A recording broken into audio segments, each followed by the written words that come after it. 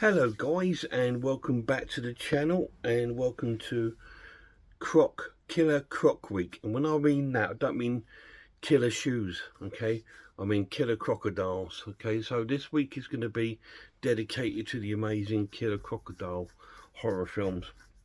And tonight we're starting off with the classic and absolutely amazing film, the Italian killer crocodile film called Killer Crocodile. Were original, hey? They made a couple of these, so we're just going to look at the first one this week. Yeah, this one is an Italian film, and it starts off with this couple heading to like this sort of lakeside in the car, and just for like a casual sort of trip, I suppose. And they arrive at this bit, and the guy gets out of his guitar, and the girl sits down with her ghetto blaster, as he calls it, and he goes, "Oh, let me play you my new tune," right? Anyway, so she sort of nestles in to listen to his new tune, which is really poor. But there we go. What do you think of that? It's so romantic, she says. There's no singing, there's just him playing the guitar. Anyway, she after she's listened to that crap, she decides to go for a little dip in the lake. So she goes off to the lake, and he sits there. He just carries on, being the genius of the guitar as he is. If she goes into the lake and she tries to entice him in and starts waving at him and calling him in, but all he's interested in is being a rock star by the looks of it, and he just wants to play his guitar. So she just carries on swimming and going further out. And again, once again, she tries once again to call him out, and he's just sitting there on his guitar. He's not interested at all. So he just plays his guitar, and she just keeps carrying to entice him into the water. But she tries to entice him once too often, and she gets dragged under the water. And he doesn't notice at first until he sort of like realizes she's not shouting at him anymore, and she keeps bobbing up and down the water. So he goes rushing into the water, and we see this sort of little bit of blood around, not a lot blood around as she's going up and down, and then she gets scooted off into the water. You see a hand doing this across the water, trying to do the sort of a fin thing from Jaws, and there's some Jaws sort of music playing in the sort of background. And he tries to catch up with her, but he can't, and she's dragged under and killed by the shark. Oh, the crocodile. I'm hopeless, isn't I? Absolutely hopeless. Anyway, this film's not wasting any time.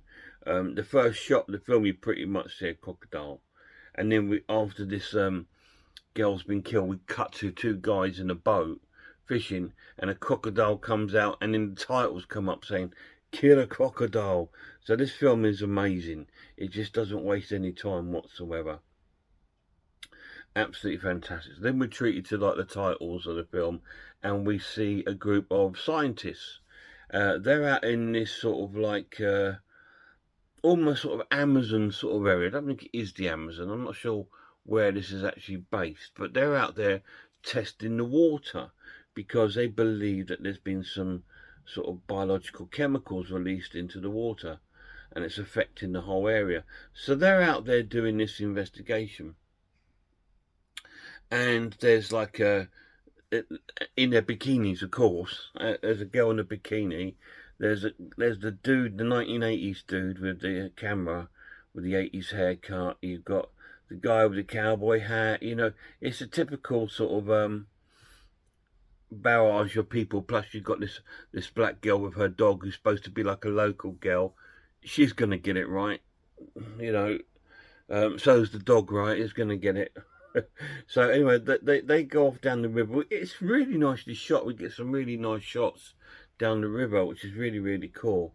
And they're jibber-jabbing about this chemical. They don't believe there's any factories around there. And the girl said, no, there isn't. I've lived here all my life and there's none.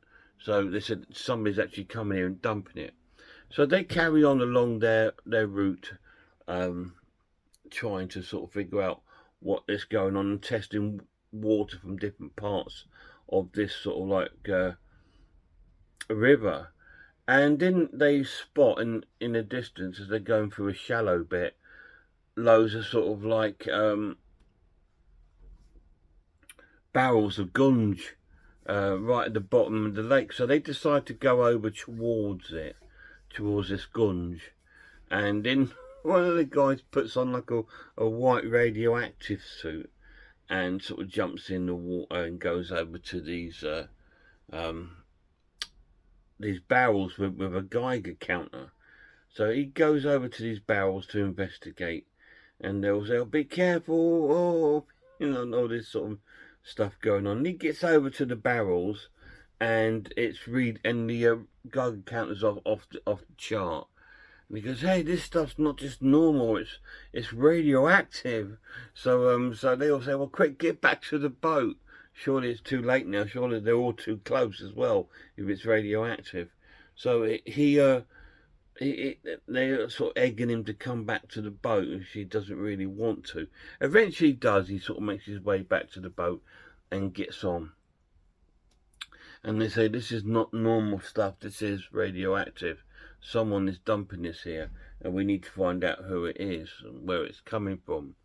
So then we cut to the evening, and they've got a tent. They're camping in this tent. And this is where we start to get a bit of grain in the film because of the night time. These sort of 70s, 80s films, at night time you will see quite a bit of grain because the type of film that they were made, it's so impossible to move that grain out. And I don't mind it, to be honest. I quite like it. Anyway, they're all having a sort of chat around the campfire, saying, good day it was. We managed to discover this, and they decide they're going to go to bed. The dog decides to take himself off for a little walk or a little run because he senses something, and he goes off down towards the river where the boat is. The rest are still not really much notice, and they're just carrying on with their normal stuff. And then the black girl who owns the dog hears the dog barking. So she goes up and it gives it sort of like that sort of noise the dog does. And so she goes to investigate. So she trundles off through the jungle, trying to find her dog at night. And we see her sort of edging her way through the sort of green sort of vines and stuff, and heading her way towards the river. Then she gets to the river, and she sort of like, she finds while she's looking through the river, the dog collar, and then we get the crocodile making another little appearance, and then it cuts to the next day, and so she's obviously been yomped by the dog, but by the crocodile. Oh, Job, she's been eaten by a shark, by a dog, now a crocodile. Make up your mind, boy. Anyway, so she's had her comeuppance from the crocodile, and so's the dog. That's what I was trying to say.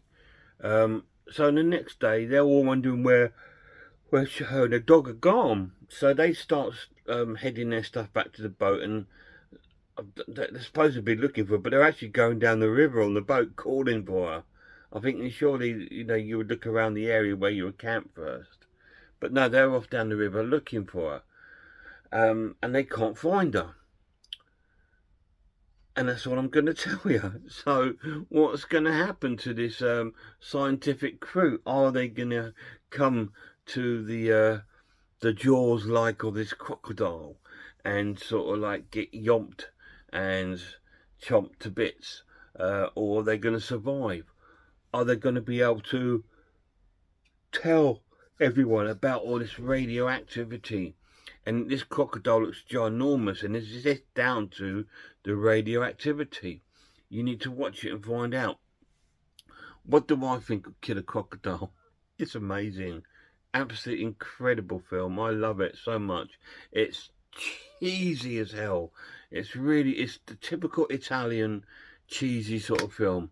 And the Italians do great slasher, great zombie, great cannibal films. And they also do great killer crocodile films. So it's amazing. The pluses of the transfer is exceptionally awesome. It's very clear and crisp and very vibrant and really nice. And the crocodile looks great. The cast are great. They're really likable and really badly acted, and it's really cool. And the story's, although not original, it's still kind of great. You know, if you cross Jaws with Anaconda, you're getting close to Killer Crocodile, and it's fantastic. The minuses of the film, yes, it is a Jaws sort of clone, but a lot of people will be put off by that, but I don't, because what I do, guys, I look at it as completely, I don't look at it as a Jaws clone, I look at it as a film on its own. I pretend I've never seen Jaws, and this is the first time I've seen anything like this, and then it's amazing. It's a really cool film. I'm going to score the film an amazing watch and give it a 9 out of 10. So that's a really high score for a cheesy B-movie killer crocodile film. 9 out of 10. Any of you guys seen it? If you have, let me know down below what you think of it. A lot of people rip on it because it is cheesy, and the crocodile does look fake at times, all the time. But it looks great too, because I like that. The fact that it looks fake makes it look even better. And it's just such a great film. Awesome film. And there we are, we started off our Killer Crocodile week. So the next film we're going to be looking at is an American killer crocodile film called Alligator. So we'll be looking at that next. Until then, check out some horror channels for me. Check out Horror Hands, The Horror Geek, Manview Film, RS Designs, Pizzlewell, I Am the Ice Lord, Sarah of Horror, Cat Watches Horror, Grumpy Andrew's Haunted House, and shout out to the lad Lemon Lord. So until next time, don't go in the water, beware crocodiles, and I really hope I see you all soon.